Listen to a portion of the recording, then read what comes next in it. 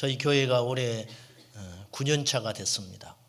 만 8살이 됐는데 2006년 4월 창립 예배를 드리고 오늘 이제 우리가 여기까지 왔습니다. 하나님의 은혜고 모든 면에 있어서 하나님께서 복을 주셨고 또 숫자적인 부흥과 성숙을 허락해 주셨습니다. 특히 요즘에 많은 분들이 오시고 함께 예배할 수 있어서 감사한 일인데 한국교회가 침체기를 겪고 있는 이때에 하나님께서 우리에게 큰 은혜를 주셨다고 감사하게 생각합니다. 그런데 이 좋은 일이 있음에도 불구하고 저의 마음은 오히려 더 하나님께 간절하고 더 매달리고 있습니다. 그 이유는 무엇이냐면 우리 교회가 과연 성장하고 있는가, 건강하게 성장하고 있는가. 아르헨티나에서 목회했던 오르티즈 목사님께서 자신의 목회가 숫자적으로 많이 부흥했음에도 불구하고 하나님은 그걸 전혀 기뻐하지 않으시고 너희 교회의 실체를 봐라. 살찌고 있는 거다. 살찌고 비대해지고만 있지 부흥하고 있는 것이 아니다. 그 말에 충격을 받아서 제자입니까? 라는 책을 쓰셨는데 오늘 제 마음이 그렇습니다. 우리 교회는 살찌는 교회가 돼서는 안 되고 개개인이 성장한 예수 공동체가 되어야 합니다. 이제 건강한 교회의 성장을 증명하는 증거가 있어야지요. 우리를 한번 잘 살펴보시고 그 첫째 증거는 변화와 성숙이라는 것이죠. 변화와 성숙. 성숙하지 않으면 그 공동체는 허물어져 버립니다. 이해심과 사랑이 풍성해서 온전히 하나 되는 것이 진정한 부흥이지 숫자가 많아지는 것을 성경에서는 부흥이라고 말하지 않습니다. 집에 사업이 확장이 되고 아이들이 직장도 잘 잡고 또 대학도 원하는 대학에 가고 집도 넓어지고 차도 생기고 했는데 그것 때문에 오히려 바빠서 집안 식구들이 대화가 더 줄어들고 1년에 같이 앉아서 밥 먹을 기회도 줄어들고 있다면 그건 복이 아닙니다. 생각해 봐야 합니다. 복이 아니에요. 우리 교회가 부흥함으로 더 감사하고 기쁘고 이웃사회에 세상에 빛이 되는 공동체가 되어야지 그렇지 않다면 아무런 의미가 없는 거예요. 아무런 의미가. 여러분의 몇 가지 부탁을 드리고 싶어요. 첫째는 이 시점에 우리 리더들, 셀 리더들과 사역의 부서를 맡은 부서장들께서는 더 무거운 책임감으로 솔선수범하여 본이 되시고 더 잘 섬겨주시라는 부탁을 드리고 싶습니다. 우리 교회의 주인은 예수님입니다. 여러분 제가 절대 아니에요. 착각을 하시면 안 돼요. 여러분도 아니에요. 저는 언젠가 주님이 내려오라 그러면 저는 미련 없어요.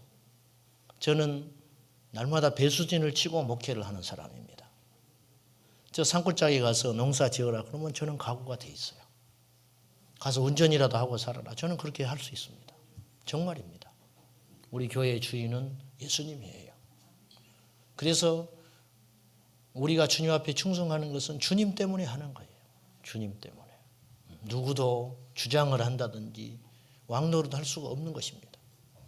단지 하나님께서 저나 여러분에게 리더십을 주신 거예요. 그래서 그건 두려운 일이고 더욱 섬기라고 주신 일이라는 거예요. 세상과 교회는 달라요. 세상은 강한 사람, 오래된 사람이 행세를 하지만 교회는 그렇지 않아요. 교회는 약한 자가 주인 되는 것이 교회예요. 네. 가정에 병든 사람이 있으면 그 아이가 그 가정의 주인이 되는 거예요. 그 아이한테 모든 일정을 맞추잖아요. 여행 갈 때도 그 아이 배려합니다. 부족하고 아프니까. 교회도 마찬가지라는 거예요. 그리고 또 부탁드리고 싶은 것은 사람이 많아지면 아무래도 말과 행동에 더 상처받는 일이 많아집니다. 각별히 조심하셔야 됩니다. 교회는 말 때문에 시끄럽습니다. 교회는. 우리가 그릇을 하나 사러 가면 정말 그릇이 깨끗한 것 같은데 흠을 잡으려면 반드시 있어요. 마음에 드는 그릇 하나도 없습니다. 그냥 덜 흠이 있는 거 사가지고 오는 것이죠. 깨끗한 쟁반 같지만 불에 굽고 하는 과정에서 반드시 티가 들어가고 문제가 생겨요. 사람도 마찬가지. 지내다 보면은 반드시 실망하는 날이 오고 그럴 수가 있어요.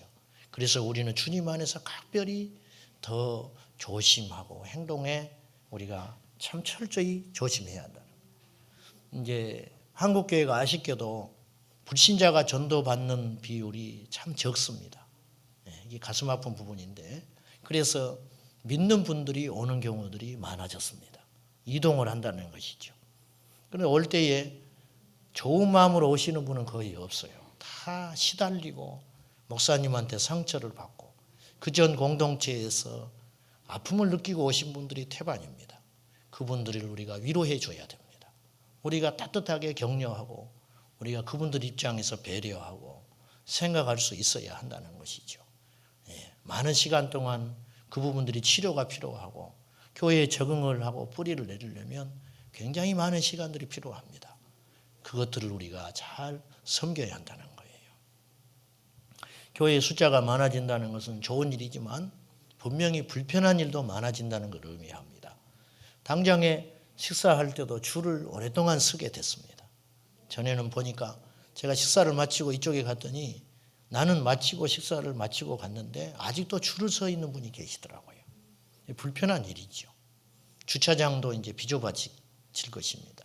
우리 교회는 위치 조건이 주차하기가 좋은 지역입니다. 외부에다가 얼마든지 차를 댈 수 있습니다. 우리 찬양대나 봉사하거나 우리 중직자들께서는 되도록이면 차량을 밖에다 대는 것이 좋습니다. 왜? 처음 오시고 늦게 오시고 새로 방문하는 분들이 하나님께 나와서 예배하는데 효과적으로 우리가 양보를 하는 것이 좋겠다. 그런 생각을 합니다. 더 우리가 본질에 충실해야 합니다. 이럴 때일수록 우리가 다른 데 신경을 쓸 겨를이 없어요. 더 예배에 충성해야 합니다. 더 기도하고 찬양하고 전도하는 일에, 그런 일에 더 힘써야지 이럴 때 우리가 들떠가지고 있을 때가 아니라는 것이죠.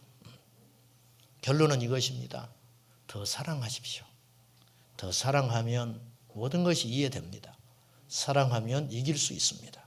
사랑하면 극복이 돼요. 지금 등록 안 하고 방문하고 다니시는 분들이 꽤 계십니다. 충분히 이해합니다. 그러나 이제 어느 정도 다니셨으면 등록을 하는 것이 좋습니다. 저는요, 제가 만난 주님에 대한 확신이 있습니다. 그리고 내가 전하는 복음의 확신을 믿습니다. 그래서 저희 교회에 함께 등록하시고 함께 양육을 받고, 등록을 안 하시면 저희가 섬길 수가 없어요. 그래서 등록하셔서 함께 모임에 참석을 하고 함께 어울려서 봉사도 하시고, 그리고 누가 다가오기만을 기다리지 마시고 우리 등록한 분들은 열심히 중심으로 오셔서 함께 봉사하면 여러분에게 영적으로 큰 유익이 될 것입니다. 저는 우리 교회를 하나님이 사랑하신다고 믿습니다. 그리고 여러분을 사랑하고 계신다고 믿습니다. 저를 도와주십시오. 저는 숫자가 늘어나는 것이 전혀 기쁘지 않습니다. 우리가 감당할 수 없다면 그건 재앙이 되는 것이에요. 재앙. 오히려 상처받고 더 문제가 생기는 것입니다. 감당할 수 없는 복은 복이 아니에요. 우리가 그릇을 준비해야 합니다. 아멘입니까? 지난주 말씀에 제목이 이것이었어요. 원수를 만났을 때 주님을 보라. 여러분, 인간관계에 영향을 미치지 못하는 복음이라면 그건 가짜입니다.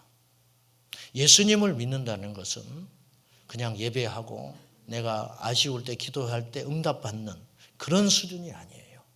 예수님을 믿는다는 것은 내 인생의 전반의 모든 삶의 영역에서 역사가 일어나는 걸 의미해요. 교회에만 하나님이 계시는 게 아니에요. 우리 주님은 항상 어디든지 계시죠. 그래서 세상에 나가서 원수들을 만났을 때도 우리 주님은 역사하신다는 거예요. 예수님을 믿었는데 믿는 건 믿는 것이고 여전히 미운 사람이 있고 용서하지 못할 사람이 있고 호불호가 뚜렷하다는 거예요. 저 사람은 좋고 저 사람은 나쁘고. 그거는 믿는 게 아니에요.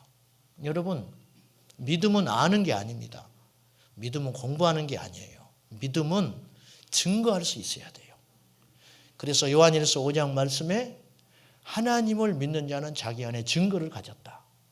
증명되지 못한 믿음은 거짓이에요. 속지 마세요. 오랫동안 교회를 다녔다고 해서 또 내가 어떤 일을 잘하고 있다고 해서 그것이 믿음이라고 속으면 안 돼요. 마귀는요, 너무 교묘해요. 자기도 모르게 우리가 속는 경우가 있다니까요. 여러분, 지옥에 가는 목사님들이 얼마나 많을지 상상해 보셨습니까? 지옥에 가는 목사님들. 어떤 분이 어느 교회에 어떤 분이 이제 환상을 자주 보는 분이 있었다는 거예요. 그거는 이제 절반만 믿어야 돼요. 환상과 계시는. 그런데 이분이 깊이 기도하다가 지옥을 가게 됐다는 거예요. 지옥. 전국과 지옥 뭐 갔다 오고 막 그런 간증들이 많지 않습니까? 근데 지옥을 갔는데 지옥이 층이 있더라는 거예요. 층. 지옥도 레벨이 있나 봐요. 모르겠어요. 진짜인지 가짜인지는. 어쨌든 그런데 제일 고약한 곳이 있더라는 고약한 악한 곳 자들이 가는 곳. 그곳에 갔더니 목사님들이 의외로 많다. 목사님들이. 그러면 그 목사님들이 뭐 큰 죄를 지어서 그러는가? 그럴 수도 있지만 그 중에 어떤 분들은 사랑만 설교하다가 지옥에 온 사람이더라는 거예요. 사랑. 여러분, 복음의 진리가 빠진 사랑은 정입니다. 사랑하라고 하는 교리는요, 기독교만 있는 게 아니에요. 불교 신자들이 더 이해심이 많고 인자해요. 그거 사랑 아니에요. 진정한 사랑이 완성되기 위해서는 반드시 회개가 가야 돼요. 회개. 복음의 능력이 무엇이냐? 십자가의 능력이에요. 십자가의 능력이, 그리고 회개하라고 외치는 신앙은 기독교밖에 없어요. 여러분, 기독교 신앙은 이념이 아니고 철학이 아닙니다. 하나님과의 만남입니다. 만나지 않은 사람은 하나님 믿는 게 아니에요. 오늘 다시 여러분의 믿음을 새롭게 했으면 좋겠습니다. 자, 오늘 시편 4편은 이어서 시편 3편과 배경이 같습니다. 시편 3편의 배경이 다윗이 압살롬에게 반역을 당해가지고 맨발을 벗고 머리를 풀고 도망갈 때 지은 시가 시편 3편이라 그랬어요. 4편도 배경이 같아요. 그 마음을 가지고 우리 1절을 한번 봐요. 보겠습니다. 내 의의 하나님이여, 내가 부를 때에 응답하소서. 곤란 중에 나를 너그럽게 하셨사오니 내게 은혜를 베푸사 나의 기도를 들으소서. 절박한 기도를 하고 있어요. 그런데 다윗이 하나님 앞에 어떻게 부르냐면 내 의의 하나님이라고 이야기해요. 하나님이 내 의라는 거예요. 이 말을 쉽게 표현하면 하나님 의로우신 분입니다. 그런 뜻이에요. 즉 하나님은 옳은 분이다. 당신은 무조건 옳습니다. 그렇게 고백하는 겁니다. 편안할 때는 이런 고백하기가 쉬워요. 그런데 오늘 다윗이 어떤다고요? 지금 피난 가는 중이라니까요. 그것도 적군에게 지금 추격당하는 게 아니에요. 자기 아들이 목에 칼을 겨눠서 죽인다고 덤벼드는 거예요. 이거는 이쯤 되면 인생이 끝난 거예요. 아무리 천하를 얻었어도 필요가 없는 거예요. 나이는 61세. 끝난 인생이에요. 그런데 다윗이 뭐라고 고백하냐면 하나님 당신 옳습니다. 그렇게 고백하는 거예요.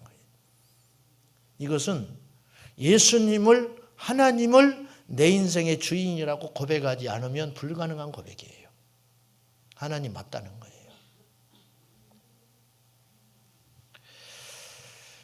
우리가 당한 상황들이 있습니다. 지금 편안하신 분도 있고 어려운 분도 계시죠. 그것은요, 우리 인생에서 계속 교차되는 일이에요. 오늘 편안하다고 하나님이 살아계시고 어렵다고 하나님이 나를 버린 게 아닙니다. 절대 아니에요. 하나님의 시야로 우리를 볼 수 있어야 돼요. 하나님의 시야로. 다윗은 그 철저한 믿음의 영적 습관이 있었다니까요. 도망가면서도 하나님이 맞다고 고백하는 거. 놀라운 고백입니다. 여러분, 이 믿음이 우리를 살리는 겁니다.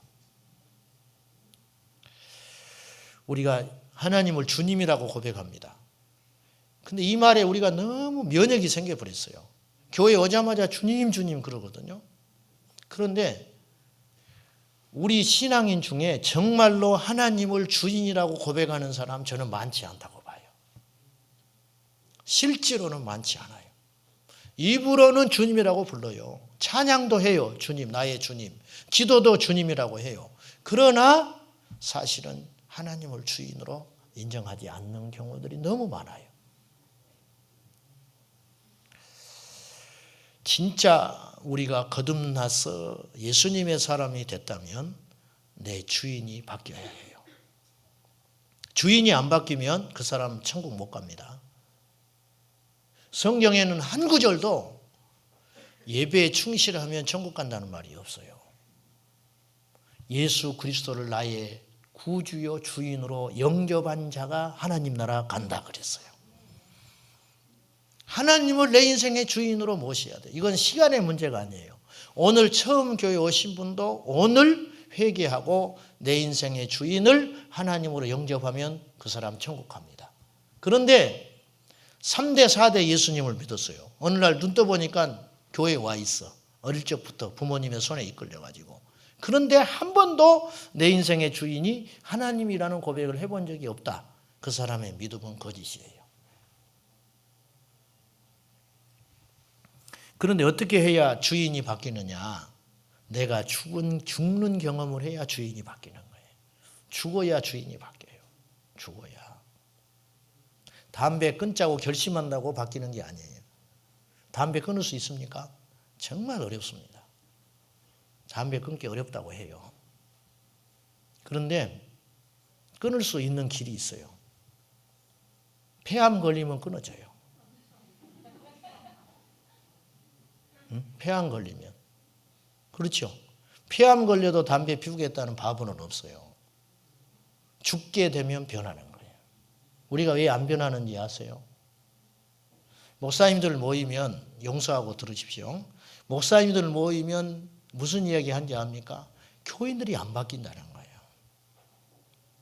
교인들 모이면 무슨 이야기 하는지 아세요? 목사님이 안 바뀐다.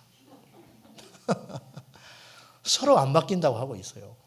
이야기는 그거예요. 안 바뀐다는 거예요. 뭐 이런저런 이야기 하는데 결국은 목사님들의 이야기를 종합해보면 우리 교회 성도들이 너무 안 바뀌고 있다. 왜 안 바뀌냐? 죽지 않아서 안 바뀌는 거예요. 결심하지요. 신년 초마다 결심해요. 노력해요. 안 되잖아요. 죽어야 바뀌어요. 죽어야. 십자가를 통과해야 바뀐다는 거예요. 여러분, 내 인생의 주인이 바뀌어야 구원받습니다. 그래야 주님이라고 말할 수 있는 자격이 생기는 거예요. 북한에서 예수님을 믿다가 북한에서 예수님 믿는 거는 죽자고 각오한 거예요. 드러난 통계만 14만 명이 지하교회에 있다고 그래요. 14만 정도가 예수 믿는다고 그래요. 우리는 믿는 거 아니에요. 그들에 비하면. 그런데 그들이 목숨 걸고 예수 믿거든요. 한 분이 예수님 믿고 성경을 읽고 예수님 만나가지고 북한에서 예수님 믿다가 중국으로 탈북했습니다. 그래가지고 중국에서 복음사역을 해요. 그래서 한국에 올 수 있는 기회가 여러 번 있었는데 일부러 오지 않고 북한과 중국을 넘나들면서 선교하는 분이 있어요. 감옥에도 가지요. 죽을 고비도 수없이 남겼어요. 그리고 언제 죽을지 몰라요. 중국 공안이 무서운 게 아니라 북한에서 넘어온 사람들이 무서운 거죠.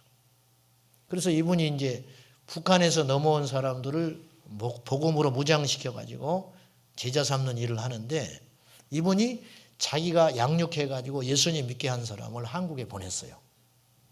대사관을 통해서. 한국에 보내가지고 이제 신앙생활을 하게끔 하는 거죠. 그래가 연락을 주고받아요. 한국에 이제 보낸 그 분하고. 근데 한국에 보낸 이 친구가 한국 교회에 와가지고 교회를 안 나가버리는 거예요. 한국에 와가지고. 이분이 너무 이상하고 실망한 거예요. 야, 배부르고 등 따시니까 너 신앙 버리느냐? 왜 교회를 안 나가? 북한에서도 예수님 믿었고 중국에서도 예수님 믿었는데 그 자유로운 대한민국에 와서 왜 예수님을 안 믿는 거야? 그랬더니 이분이 무서운 이야기를 했어요. 우리가 다 들어야 되는 이야기예요. 꿈을 가지고 한국에 와서 교회에 갔는데 선생님한테 배운 예수님이 없다는 거예요. 한국 교회에는. 얼마나 무서운 이야기인지 아세요? 내가 북한에서 목숨 걸고 성경을 읽었던 그 교회가 한국 교회는 아니라는 거예요. 그 교회가. 우리 성도들 중에 진짜 천국 갈 사람 얼마나 되겠어요? 여러분 아직도 돈이 우선이잖아요. 돈 때문에 지옥 가는 사람 셀 수도 없어요. 인간관계 때문에 지옥 가는 사람 셀 수도 없습니다. 그렇잖아요. 안 바뀌고 있잖아요. 한국교회는 돈 때문에 망하는 날이 올 겁니다. 돈 때문에. 안 바뀐 거예요. 주인이 안 바뀌었어요. 내 인생의 주인이 안 바뀌었다는 거예요. 여러분, 우리 하나님은 어떤 경우에도 오르신 분이에요. 그분이 하나님이에요. 그분이. 브라질 아마존에서 선교하는 김철기 선교사님이라는 분이 계십니다. 20한 5, 6년 전에 그분을 제가 설교를 들을 기회가 있었어요. 정말 은혜를 많이 받았어요. 근데 최근에 그분의 이제 이렇게 자료를 찾아보니까 얼굴이 완전히 변했더라고요. 나이가 드셨어요. 근데 그 부인 되는 허운석 사모님이라는 분이 계세요. 이 사모님이 또 대단한 분이에요. 이 사모님이 9년 전에 암을 선고받았어요. 암을 선고받았는데 이분이 9년 동안 단 한 번도 나의 병을 고쳐주시라고 기도하지 않았어요. 있는 모습 그대로 하나님 영광을 받으시라고. 작년에 돌아가셨습니다. 그런데 항암 치료를 그렇게 많이 받았는데 머리가 안 빠졌어요. 이분이 이걸 어떻게 해석했냐면 하나님께서는 암이 걸린 나를 통해서도 사역을 계속하기를 원하신다. 머리가 빠지면 사역하기 방해가 되니까 하나님 머리털을 안 빠지게 하시는 하나님. 여러분 어떤 경우에도 우리 하나님은 의의 하나님이시다. 그리고 이분의 소망은 천국에 있었어요. 항상 천국. 사람이 조금 좋은 일만 있어도 표가 납니다. 속일 수 없어요. 그런데 예수님을 믿었는데 표가 안 난다는 거예요. 그 이유는 뭐냐면 진짜 복음을 안 만난 거예요. 입으로만 믿지 진짜 안 믿는 거라는 거죠. 오늘 다윗이 의의 하나님이라고 고백했을 때 주님이 주신 축복이 있었어요. 그건 무엇이냐면 자, 4장 1절을 다시 한번 봐요. 중간에 보면 곤란 중에 나를 너그럽게 하셨사오니 내게 은혜를 베푸사 나의 기도를 들으소서.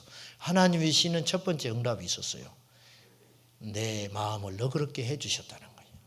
하나님이 다윗의 마음을 넓혔다는 거예요. 이 말씀은 원뜻은 이런 뜻이에요. 나를 크게 마음을 갖도록 하셨다. 내 마음을 크게 열어주셨다는 거예요. 하나님이.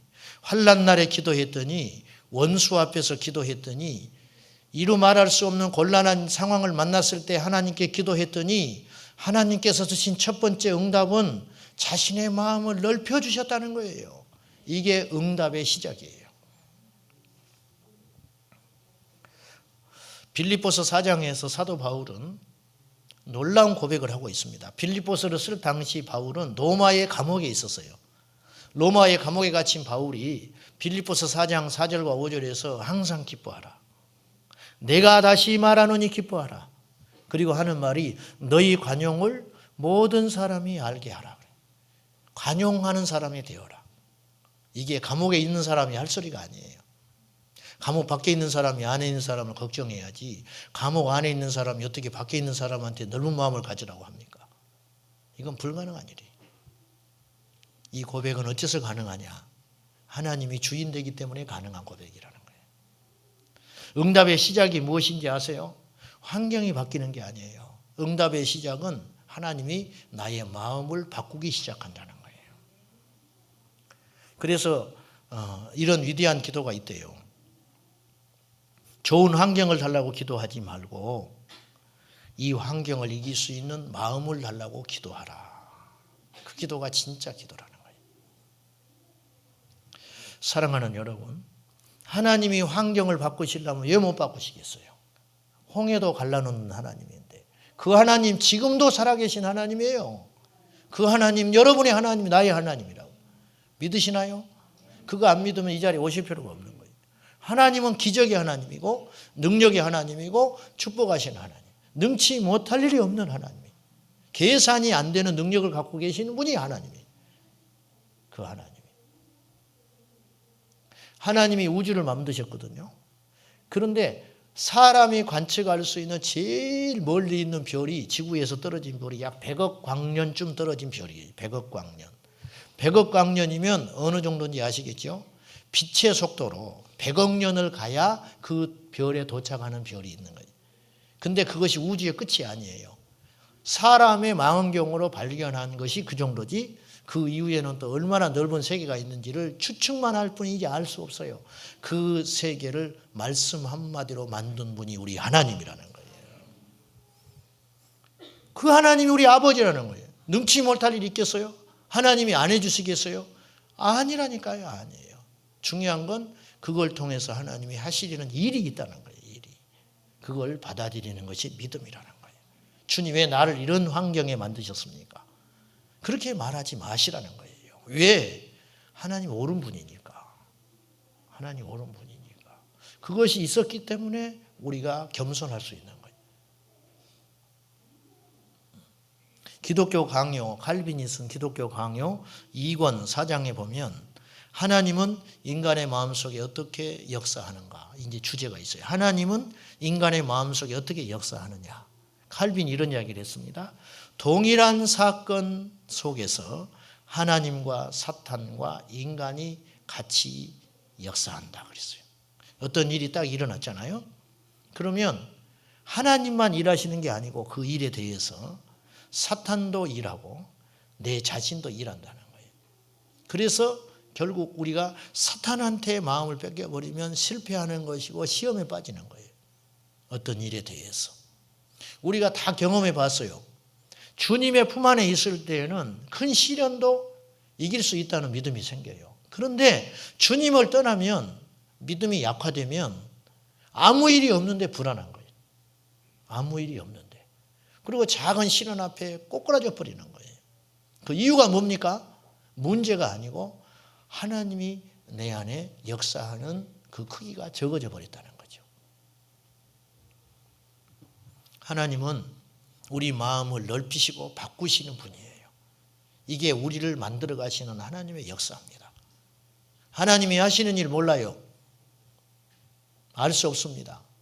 내가 만난 하나님은 이런 분이다. 함부로 말하지 마십시오. 왜? 그 하나님은 나의 하나님일 뿐이지 그 외에 하나님이 갖고 있는 수많은 성품과 능력을 다 헤아릴 수 없는 거예요. 다윗이 수많은 역경을 겪습니다. 아니까 우리가 이제 함부로 내 새끼 보고 다윗처럼 되게 해달라고 기도를 못 하겠는 거예요. 이제 다윗은 10년 동안 원수를 피해서 도망 다녔어요. 그것도 장인이 자기를 죽인다고 덤벼들었어요. 수많은 전쟁터에서 목숨을 거는 전쟁을 했어요. 그러면서도 신하에게 배신당하고 아들한테 배신당하고 그러면서 하나님이 다윗을 통해서 마음을 넓혀가시는 역사를 하는 거예요. 모세가 나이 40에 자기 힘으로 민족을 구원하려고 합니다. 실패합니다. 처절히 실패합니다. 될 줄 알았는데 실패하는 거예요. 그 뒤로 40년 동안 하나님은 침묵하셔요. 아무것도 할 게 없는 거예요. 세계 최대의 지식을 가졌던 이집트에서 왕자로 살았는데 그가 가진 지식과 행정의 능력들과 인간관계 기술이 아무런 필요가 없게 돼버린 거예요. 40년 동안 실어증 걸렸어요. 그러다가 나이 80에 하나님이 다시 찾아오세요. 그리고 모세는 민수기 12장 3절에 어떤 사람이 되어 있었느냐. 그 온유함의 크기가 지면에 어떤 사람보다 큰 마음이 넓은 사람이 되어 있었다는 거예요. 이상하지요? 예수님을 오래 믿을수록 마음이 좁아진다는 거예요. 옹졸한 사람들은 교회에 많아요. 교회. 예? 옹졸한 사람이. 하여튼 우리 교회는 안 그러는데 우리가 다 인정하죠. 왜 예수 믿는 사람이 이렇게 마음이 좁냐는 거예요. 마음이. 이상해. 나도 좁아지는 것 같아. 자꾸만. 이렇게 아줌마들하고 신방만 맨날 다니니까 마음이 좁아져가지고 또 아줌마 협회에서 또 따질까 싶으네. 작은 거 갖고 집착하고 막 그러고 있는 내 자신이 깜짝깜짝 놀라는 거예요. 여러분 마음을 넓히세요. 근데 마음은 그냥 안 넓어져요. 두드러 맞아야 넓혀지는 거예요. 철이 맞아야 늘어나지요. 풀무는 금을 연단하거니와 여호와께서는 우리 마음을 단련하신다 그랬어요. 마음이 아파야 넓어지는 거예요. 마음이 상해봐야 넓어진다니까요. 깨트려야 넓어지는 거예요. 나는 아무런 문제가 없어요. 축복 아니에요. 고난이 우리를 넓히시는 축복의 통로가 됩니다. 다윗이 하나님 앞에 또 하나를 구합니다. 6절 볼까요? 6절. 여러 사람의 말이 우리에게 선을 보일 자 누구냐 하오니 여호와여 주의 얼굴을 들어 우리에게 비추소서. 다윗이 구하는 게 한 가지가 있어요. 그건 뭐냐면 주님의 얼굴을 들어서 나를 좀 봐주십시오. 그 말이에요. 주의 얼굴을 보기를 원하는 거예요. 연예인들을 쫓아다니는 청소년들이 있어요. 목적이 뭐예요? 목적. 결혼하려고 쫓아다닙니까? 응? 어때요? 뭐 돈 벌러 쫓아다닙니까? 돈 쓰고 다니지. 우리나라 그 유명한 연예인들이 일본 가면 공항이 마비돼 버린 거예요. 아줌마 부대들이 막 사진 찍고 난리가 났어요. 난리가. 일본에 가면 우리 배용준 씨가 우동 사 먹은 가게가 있어요. 우동 사 먹은 가게. 그 가게는 줄 서 있어요. 아줌마들이. 그래가지고 가가지고 그 자리, 그것도 배용준 씨가 앉았던 그 자리, 다른 자리는 필요 없어. 그 자리에 앉아서 우동을 시켜놓고 운다는 거예요. 울어. 먹지를 못하고 감격해가지고 여기서 연사마가 우동을 시켜서 똑같은 메뉴, 연사마가 먹었던 거 똑같은 메뉴를 가지고 여기서 우동을 먹었다. 운다, 울어. 우리는 주님을 그만큼도 안 사랑해. 예배 때 우는 사람 별로 없어요. 주일마다 울어야 돼요. 우리는. 주님이 여기 계셔. 주님이 여기 계시다고. 안 울어. 안 울어. 눈물이 안 나는 거 어떡하겠어. 저도 안 나는데 어떻게. 응? 왜 연예인들이 쫓아다닙니까? 목적이 뭐예요? 한번 얼굴 보는 게 목적이에요. 얼굴 보는 게. 다른 이유는 없어요. 보고 나는 것이 목적이에요. 기절해버려. 보고. 여러분, 우리가 주 앞에 나오는 목적이 뭡니까? 자, 오해하지 말고 들으세요. 봉사하려고 오지 마세요. 봉사하러 왔다가 봉사돼. 은사 발휘하려고 오지 마시라고. 우리가 주님 앞에 나오는 목적은 한 가지예요. 주님 보러 오는 거예요. 주님 보러 오는 거. 너 왜 교회 다녀? 그렇게 물으면 목적 없어. 나는 그냥 좋아. 그냥 예수님 좋아서 다니는 거야. 그렇게 말을 해야 돼요. 목회를 하는 목적이 뭐냐. 어떤 목사는 이렇게 이야기해. 목회 못해 먹겠다는 거예요. 목회를 못해 먹겠대. 그건 굉장히 위험한 소리예요. 그거는 자기가 힘으로 목회했다는 뜻이에요. 못해 먹을 게 뭐가 있어. 주님의 일인데. 주님의 목적이 주님이 목적인데 하고 못할 일이 어디가 있어요. 내 노력으로 하려니까 못해 먹겠다는 소리가 나오는 거예요. 더러워서 못해 먹겠다. 더러워서. 이 자리가 참 더러운 자리입니다. 정말 더러운 자리. 여러분 제가 마음대로 큰 소리 치고 사는 것 같죠? 천만에요. 변명 못해요. 얼마나 여기가 칼날리에 서 있는 자리인지 아십니까? 날마다 죽지 않으면 견딜 수 없는 자리가 이 자리예요. 여러분도 세상에 살기 어려우시죠? 만만치 않지요. 쉽지 않아요. 여러분, 목적이 주님 되지 않으면 시험 듭니다. 알아주지 않아서 시험 들고 내 뜻대로 안 돼서 시험 들고. 가인이 그의 제사가 거절당합니다. 그런데 하나님이 거절하신 이유가 무엇인지 알 수 없지만 그 거절당한 다음의 자세를 보면 알 수 있어요. 가인이 분노합니다. 주님이 말씀하세요. 네가 선을 행했다면 왜 분노하냐. 가인은 목적이 주님이 아니었어요. 제사를 잘 드리는 게 목적이었어요. 이 잘 드린 제사를 하나님이 거절하니까 견디지 못하는 거예요. 마르다와 마리아를 아시죠? 그거 우리 잘 아는 이야기예요. 마르다는 하나님 주님 앞에 최선을 다했어요. 오히려 마리아보다 더 많은 수고를 했어요. 마르다는 주님 앞에 최고의 것을 드리고 싶었고 주님이 기뻐하는 걸 보고 싶었어요. 그건 나쁜 거 아니에요. 문제는 이것이에요. 일하지 않는 마리아를 보고 견딜 수 없는 거예요. 여기에 목적의 차이가 있는 겁니다. 마르다는 주님이 목적인 것 같았지만은 자기도 모르게 속은 게 있었는데 자기의 노력이 목적이었어요.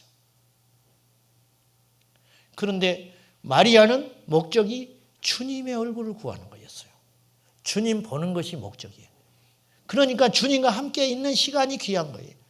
그래서 얌체라는 소리를 들어도 좋고 게으르다는 소리를 들어도 좋고 음식이 좀 소홀해도 괜찮아. 주님과 함께 있는 이 시간을 충분히 누리고 싶은 거예요. 이게 예배입니다. 이게 믿음의 본질이고, 앞으로 주님 앞에 예배하러 올 때 뭘 하러 오지 마세요. 주님이 목적이라. 주님의 얼굴을 보는 것이 목적이라. 베드로에게 주님이 부활하셔서 오셔가지고 너 나 사랑하냐 물어보세요. 베드로가 사랑합니다. 성경에 그렇게 기록되어 있지는 않지만은 주님이 그 말 듣고 이렇게 이야기하죠. 됐다. 그거면 됐어. 너 나 사랑해? 예, 사랑합니다. 됐어. 그러면 내 양 너 충분히 먹일 수 있어. 주님이 목적이면 사역도 감당할 수 있어요. 여러분이 사역하다가 힘드시고 흔들리고 시험이 들려고 하면은 믿음을 잘 따져봐야 돼요. 왜 그러는가? 왜 지치지? 내가 왜 이렇게 지치지? 왜 이게 자꾸 이게 하기 싫지? 정확합니다. 주님이 목적이 아닐 거예요. 잘하고 싶고 보여주고 싶고 인정받고 싶고. 근데 그런 마음이 없을 수는 있어요. 근데 교묘하다니까요. 인간은 자기도 모르게 자기에게 속는다니까요. 안 그럴 것 같아요. 가인은 거절 당해놓고 회개하지 않습니다. 왜 회개하지 않는지 아세요? 자기가 뭘 잘못한지를 모르고 있어요. 이게 우리일 수 있다는 거예요. 마지막 말씀 하나 보겠습니다. 7절 보죠. 우리 같이 봅시다. 시작. 주께서 내 마음에 두신 기쁨은 그들의 곡식과 새 포도주가 풍성할 때보다 더하니이다. 두 번째 응답이에요. 그건 뭐냐? 기쁨. 첫 번째 응답이 뭐라고요? 30분도 안 됐어요, 지금. 첫 번째 응답이 뭐라고요? 마음이 넓어진 거예요. 두 번째 응답은 기쁨입니다. 이 두 가지의 특징이 있어요. 우리 힘으로 안 된다는 거예요. 마음이 넓어지는 것이 우리 힘으로 될 것 같으면 전부 넓어졌어요, 이미. 근데 마음은 안 넓어지고 배만 넓어지고 있어요, 배만. 기쁨하는 것이 마음대로 된다면 우리는 이렇게 우울하게 살 필요가 없겠죠. 안 되죠. 안 돼. 주님이 주신 응답 두 번째는 기쁨입니다. 기쁨. 기쁜데 어떻게 누가 말려? 기쁜데 누가 말리겠어요? 문제 해결의 시작은 기쁨이에요. 기쁨. 초대교회의 특징이 있습니다. 초대교회 능력인 줄 알았어요. 제가. 능력이 아니더라고. 초대교회 성령의 역사가 아니에요. 초대교회의 특징 기쁨입니다. 기쁨. 초대교회 성도들은 매마저도 기뻐했어요. 억울하게 공회에 잡혀가지고 고문당하고 나올 때 이들이 절망하지 않습니다. 기도하지 않습니다. 이들이 어떻게 하는지 아세요? 사도행전 5장에 보면 우리가 무엇이라고 복음 때문에 그리스도의 복음을 전하는 일 때문에 고통을 받고 억울한 일을 당하냐. 이런 일로 택함 받았다는 사실에 감격하고 나온다고요. 이게 누가 세상에 이길 수 없는 기쁨이에요. 우리 기쁨은 외부에 있지 않아요. 오늘 다윗이 이야기하죠. 세상의 사람들은 곡식이 많아지고 포도의 소출이 많아지면 기뻐한다. 그러나 주님이 내 마음에 두신 기쁨은 그들보다 크다. 여러분, 물탱크에 있는 수만 톤의 물이 많을 것 같습니까? 옹달샘에 있는 물이 많을 것 같습니까? 겉으로 보기에는 물탱크에 있는 물이 훨씬 많아 보여요. 그러나 옹달샘에 있는 물이 훨씬 많은 거예요. 왜 그런지 아세요? 끊어지지 않는 생수이기 때문에 그렇습니다. 우리의 기쁨의 근원은 우리 안에 있는 거예요. 누가 주시는 거예요? 주님. 예수님과 함께 할 때 끊어지지 않는 용선 넘치는 생수의 근원 되시는 주님. 그 주님이 우리 안에 있다는 거예요. 요한복음 4장에 사마리아 성 수가성에 가서 주님이 여인을 만나셔서 이런 말을 해요. 이 물을 마시는 자도 목마를 날이 온다. 다시 목마를 거야. 그렇죠. 그때뿐이에요. 그런데 나를 믿는 자는 그 배에서 생수가 날 것인데 영원히 목마르지 아니하리라. 세상 사람들도 좋은 일 있을 때는 기뻐해요.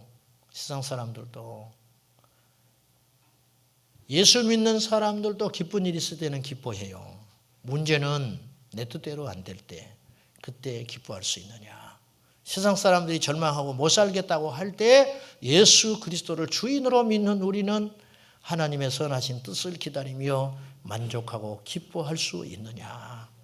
이것이 믿음이라는 거예요. 믿음은 소리치는 게 아니에요. 믿음은 사는 거예요. 말씀 맺겠습니다. 진정한 부흥은 변화입니다. 진정한 부흥의 역사는 내 인생의 주인을 예수님으로 갈아타는 거예요. 예수 그리스도를 주인으로 모신 우리는 이 말씀을 믿음으로 잘 받아서 날마다 우리 안에 기쁨의 근원 되시는 예수님과 함께, 그리고 예수님과 함께 한다는 것은 우리 능력입니다. 예수님처럼 산다는 건 우리의 사명입니다. 이 두 가지를 잊지 말고 날마다 승리하는 저와 여러분 되시기를 예수님의 이름으로 축복합니다. 기도하십시다.